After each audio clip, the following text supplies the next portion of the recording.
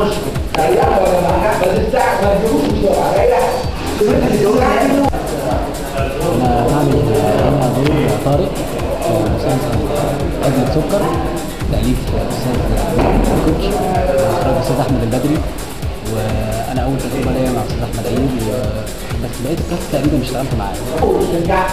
هيدخل في البدايه انت في الاول انت هنا هو هنا وهنا كده عشان تعرف تعمل كده. يلا اتفضل. ما فيش حاجه عني.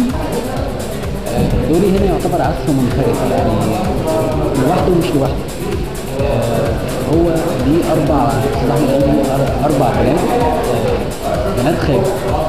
في واحدة منهم اللي هي عاملة دور شروق، اللي هي رحمة حسن، المفروض إن أنا طالع بحبها. هي من الجامعة وقصتها مع كريم أبو زيد، وخلت حاجة كده من كريم أبو زيد. ده بقى من 5 سنين شروق مش هتتجوز غير لما تخلص شروق مش هتتجوز غير لما تخلص الدكتوراه. حلو قوي، مش مفيش اي مشكله. انا هستنى.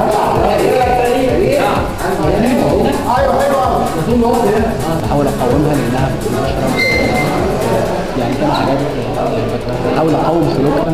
حلو قوي. انا هستناها لحد ما تخلص الدكتوراه، وانا كمان هستناها وقاعد برجلي، وانا مش عايز اشوف الشغل ده. دكتور مهاب في حاجه؟ في حاجه؟ في حاجه؟ في حاجه؟ انت في حاجه؟ انت اللي في حاجه؟ بقول لك في حاجه. لا بص، في حاجه؟ انت في حاجه؟ انت في حاجه؟ ولا كمان مفيش حاجه. والله ايوه ايه في حاجه؟ لا مفيش حاجه. لا انت قول لي ايه في حاجه؟ ايه في حاجه؟ انت في حاجه؟ لا مش اي حاجه. اه كمان مش اي حاجه.